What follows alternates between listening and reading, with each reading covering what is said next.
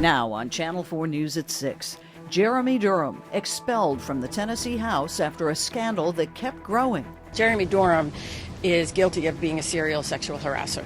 Late-night texts, unwanted advances, even sex with a college student in his office. I simply would like to know if everything in this 40-something page report is false or real. 22 women came forward claiming abuse of power. Now that power is gone. They're putting the cart before the horse and asking for a punishment before there's due process. Jeremy Durham did not bow out without a fight today. He stood up before his now former colleagues in the House, asking them not to expel him based off of anonymous allegations. But today, those lawmakers decided that the evidence they had was enough. I move that Representative Jeremy Durham of the 65th Representative District be expelled from his seat as a member of the House of Representatives. His actions were labeled as disorderly conduct, but they included myriad claims of sexual harassment and promiscuity, enough to have Jeremy Durham expelled from the General Assembly. An Attorney General's report given to members of the State House outlined complaints from 22 different women. Did you at any point while a member of this chamber have sex with an intern in your office? Durham denied the anonymous accusations and argued that the investigation wasn't fair. House leadership simply didn't follow the rules. They haven't given any legitimate form of due process. There was more than one way to do this correctly. But what they've done is they've had someone spend 5 months collecting as many rumors as possible and then put them into a fancy document. And now they want you all to violate the Constitution, refuse me any form of due process, and bail them out when they're the ones who've messed this whole thing up. We need to be concerned about the victims. But the allegations alone set off a firestorm of criticism, anger, and debate. And I will tell you, I am very, very angry at these. I feel betrayed. I feel that this chamber has been violated by the actions and the allegations. There's an allegation that you stated to a lobbyist. You need to do something for me if I do something for you. That is absolutely false, and whoever said that is a liar. While Durham refuted most of the claims, he never provided any details in his defense. There were some things I did wrong. There's no question about it. There's things I should not have said. I agree with that. But the ones that everybody is talking about are the most false ones in there. He walked out before he was ultimately expelled. Ever since a scathing investigative report was released just 2 weeks ago, they have remained silent. 22 women who the Attorney General believes were sexually harassed by State Representative Jeremy Durham. But one of them is breaking her silence tonight. She wants her story told, but just didn't know how to tell it. Do you think it should be appropriate to keep your position? After all, she never asked for any of this, and certainly not to have some of the worst moments of her life detailed in a legislative report. So we turned off the lights, and the camera, and the microphone, and simply watched her as she wrote out line by line in her attorney's office what she says the last few years have been like for a woman who received Durham's advances. This is somebody who has been traumatized by the whole thing, continues to be traumatized because of the recent investigation of this, and wants it to go away. Wants people to see that she's not a Jane Doe. As for the man in question, the great majority of the anonymous allegations in the AG report are either completely false or taken completely out of context. She writes only this: I genuinely hope that Representative Durham gets his life right spiritually. I would say that the representative knows what he did. He knows what he's done to these women. I've sat with my client many times. These are real emotions. This is not something that's fabricated. As for what happened between she and Durham, she says they met several years ago and that the lawmaker used his position of power to get close to her and abuse her trust. Still, she tried moving on with her life, but then came the AG's investigation. That's when her attorney says things got worse. What was told to us by the Attorney General's office is that complete anonymity would be the goal, that identities would not be given. She sums it up like this: I feel like I did the right thing by interviewing with the Attorney General's office, but my privacy was not protected like it should have been. Jeremy Durham is painting a picture of a party culture on Capitol Hill where drinking is common and at least one member, he says, smoked pot. Durham sat down with me late this afternoon. He says he will most likely be suing the state over his expulsion.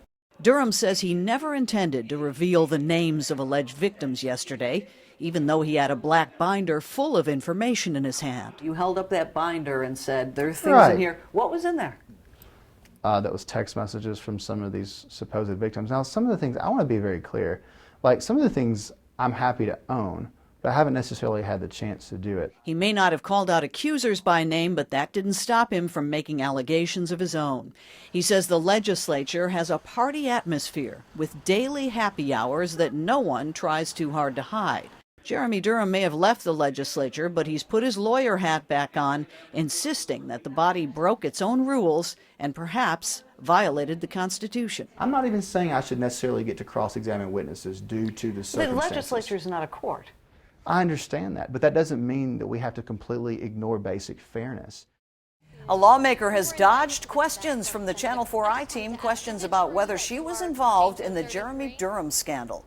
For the first time, Representative Mary Littleton is responding to the question, is she Jane Doe 33? Jane Doe 33 was a lawmaker described in an attorney general's investigation, a lawmaker who fired her female staffer who the report claims was harassed by Durham. It's no secret Representative Mary Littleton is friends with her former colleague Jeremy Durham, the embattled lawmaker who was expelled from the House of Representatives and accused of sexually harassing 22 women in an AG report. But last week, Democrats called on Littleton to clarify what role she played, if any. If the allegations are true, Mary Littleton needs to resign today from the legislature. But before we could even ask the question, Littleton refused to answer it. Hi, my name's Alana. I'm with Channel 4. How are you today? I have no comment for you. This is my event. The Attorney General's report claims in 2013, Jane Doe 33's staffer was harassed by Durham on several occasions, a situation that made her feel super uncomfortable. The report states Durham commented on the staffer's breasts, texted her late at night, kissed her, and asked to come inside her apartment. The report states when Jane Doe 33 discovered they had been communicating and hanging out, she fired her staffer. And that's not all. In the report, Jane Doe 33 described her relationship with Durham as best friends and even told investigators they laughed about the allegations. Overall, she denied Durham harassed anyone. I think the citizens of Tennessee would want someone to stand up for their mother, their sister, their daughter, if something had happened to them. Littleton has never addressed if she truly is Jane Doe 33, so we set out to try to get Littleton's side of the story. We called her office, wrote emails, and then we saw this in our inbox. An invitation from the Cheatham County Chamber of Commerce. For what? A campaign event featuring Representative Mary Littleton. So we tried catching up with her before the event, but it appears she did not want to catch up with us. Hi, my name's Alana. I'm with Channel 4. How are you today? I have no comment for you. This is my event. No, we were invited to this event, Representative. I just wanted to ask, is it true that you are Jane Doe 33? Representative, we want to get your side of the story on this. There are a lot of accusations against you. An embattled lawmaker is now facing not one, but two state investigations. Election officials are looking into whether State Representative Jeremy Durham moved money between the accounts for his campaign and his private company. The Channel 4's I-Team's Alana Otler obtained materials a former staffer handed over to the Attorney General. Starting today, Durham will face a new series of questioning into his campaign finances. Today, state election officials voted to audit Durham's campaign account based on this letter they received from the AG's office. The memo includes information from one of Durham's former employees, Benton Smith. The ex-staffer told investigators he wrote at least one check for $2,000 with instructions to deposit the money into an account for Durham's private company, Battleground Title and Escrow. These campaign finance reports show a check made out to Smith for $2,000 and another for $500. In an email to the I-Team, Durham says no check was ever deposited. But check out these text messages between Smith and Durham. Durham writes, "I can write something out of my campaign, but it must get counted towards what I've put into the company." A political science expert says without a doubt, the accusations look bad. It's sort of like you're watching one more straw getting loaded onto this camel's back.